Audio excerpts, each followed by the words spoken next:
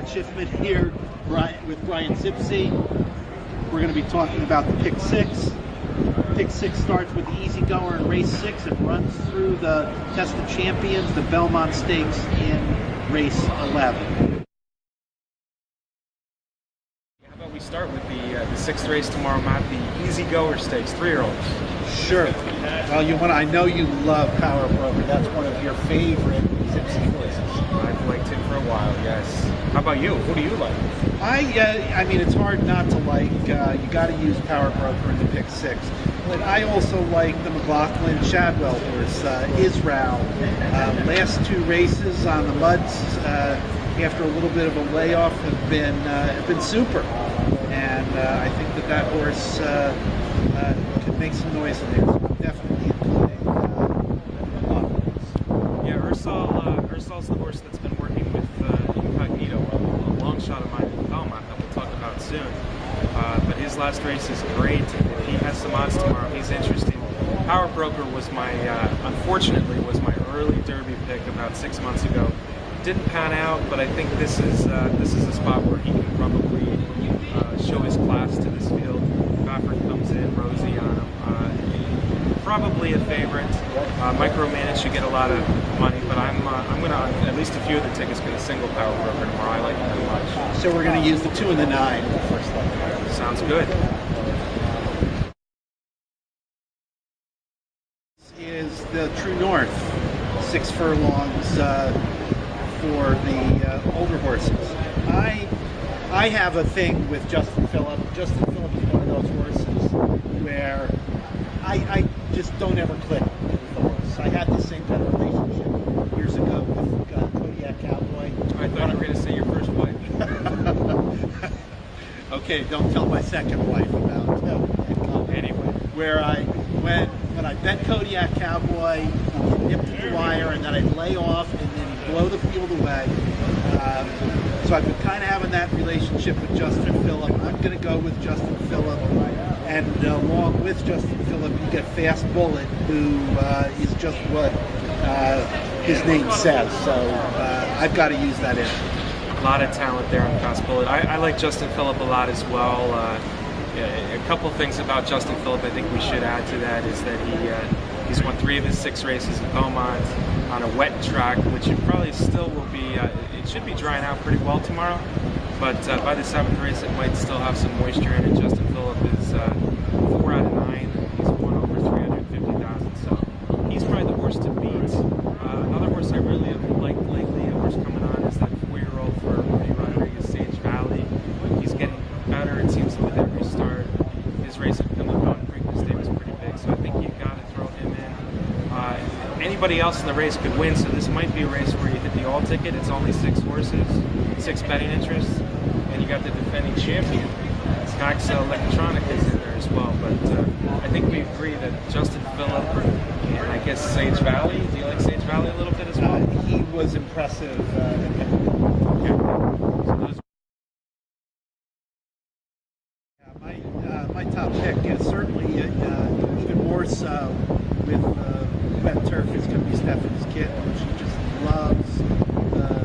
loves the wet going, and it certainly is going to be that. Yeah, she's won both of her races on off turf, so she's definitely one of the ones to beat. The one I'm looking at with a little bit more odds, Matt, is the foreign filly, Laugh Out Loud. You don't see a lot of wins on her form recently, although she has won 4 of 10 over in Europe. But she's raced against some really good horses over in Europe and had good form last year. She won a Grade 2 in France, a couple Group 1s last fall in Ireland and England. She was right there. Her one race this year was just okay against males, but I think she's ready. And I think if anybody really benefits from this wet turf, you mentioned Stephanie's Kitten, I'll say Laugh Out Loud could be the one. If it's only a 5 or 6 horse race, this could be another all ticket because it's hard to throw out Center Court. Yeah, it's hard to throw out Hungary Island. Those short fields are a great time to get through all that. But let's go with Laugh Out Loud and Stephanie's Kitten as your top 2. It's good. Okay. Real slobber knocker, if you know what I mean. The 9th race is the Woody Stevens. It's only a Grade 2, but it sure looks like a Grade 1 to me. You got, what do we have in here? 11 3-year-olds going 7 furlongs. and about 10 of them look like grade 1 or grade 2 quality. So it's a great race. So this is my play of the day. And I really like Capo Bastoni to be the horse that does it. And when, I can tell you from past experience, when Zipsy really likes a horse, Get off him? and no, when Zipsy really likes the horse, it's time to listen. Well, I'm hoping for 6-1. I think this is what he was born to do. He's a one-turn sprinter. He wants to rally, and I don't think he can treat. I hope for a better setup tomorrow. He should get 44 pace, 7 months of Belmont. There's some other good ralliers in there. Yeah, and certainly Declan's Warrior is one of them, and that's the perfect example of what I was saying about Brian.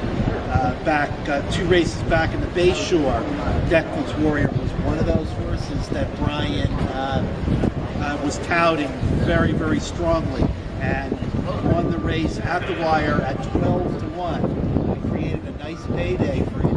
I would probably want to use those 3 closers: Declan's Warrior, Capo Bastoni, and 40 Tails in this race structure. Good. We're against the speed. The speed is there's some really talented speed in that race, but I'm going to have Capo Bastoni singled on at least one, and I think Matt's right in throwing in the other ralliers on the second ticket, because it looks like it sets up for the ralliers in that race. Let's move on to the 10th, because I don't think it's going to take us too long to talk about 3 words, right? The Woodford Reserve 3 at words. handicap. What are the 3 words? I think they are point of entry. Point of entry is a monster on turf.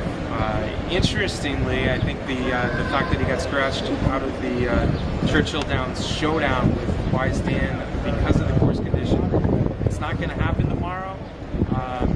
But point of entry's only race on wet turf was at this track, and it was pretty good last fall.